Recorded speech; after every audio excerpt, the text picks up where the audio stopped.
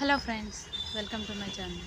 ఈరోజు అమ్మవారికి గాజులతో అష్టోత్తరం చేసుకున్నానండి. చూడండి, 108 గాజులతో ఇలాగ అమ్మవారికి పూజ చేసుకుంటే చాలా మంచిదంట.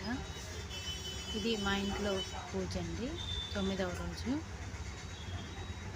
అలాగే మా ఇంటి పక్కనే ఉన్న ముత్యాలమ్మ గుడిలో అలంకరణ అండి.